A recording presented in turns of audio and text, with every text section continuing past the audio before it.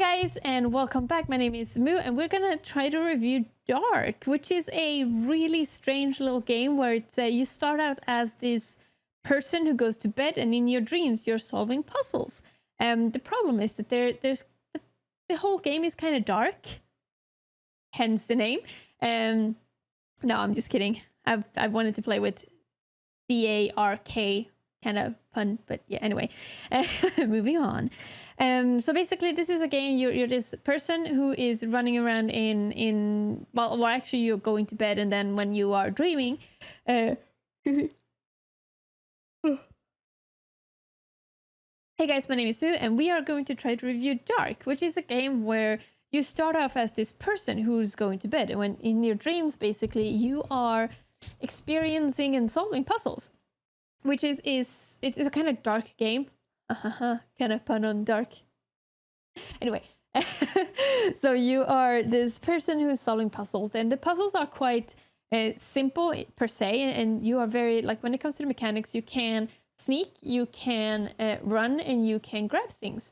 When you're grabbing things, you pick them up, and then you have to go to certain places where you can interact, and there's quite good indications on the map or like on the on the level where you can actually interact with these things. So it's a kind of simple game, and mechanics is very, very simple.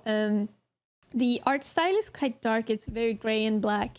There are a few other colors there, mostly red and whatnot. But you are running around, you're solving these puzzles, and you're playing this character, and I don't actually know what's the purpose of these puzzles are, but I assume that they are some kind of nightmares. And when he's running around and solving these puzzles, basically what he does is, like, the further he goes along, the more like enemies comes, which is good. And then throughout sometimes they're actually chasing him, and I don't know. I haven't figured out yet what is the because you find severed legs and you find severed arms and severed heads. I wonder, is this gonna be something that you felt like you're torn apart or something? I don't know. Like there might be some kind of underlying tones in this game that I'm not fully aware of. But it's quite beautiful. It's quite simple. It's it technically doesn't have much of a story more than you're falling asleep and then waking up and having to solve puzzles, which I don't see as, like, it's not an advanced story, but it's not super bad either.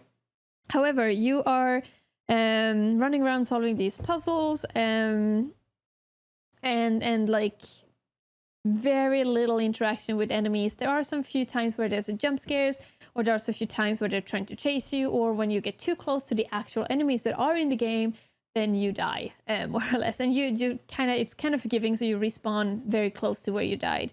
So that it's I don't see, it's a quite simple game in that sense, but you just have to think a little bit outside of the box, because one of the mechanics that you have is that you can manipulate the angles. It's like 2D game, and in certain parts you can, for example, go towards the wall, and then when you're going towards the wall, you will start walking up the wall. So you're walking, go to wall, and then whoop, and then you can walk up the wall. But you know, it's the camera angle also moves around so that it looks like you're still on the same level as before.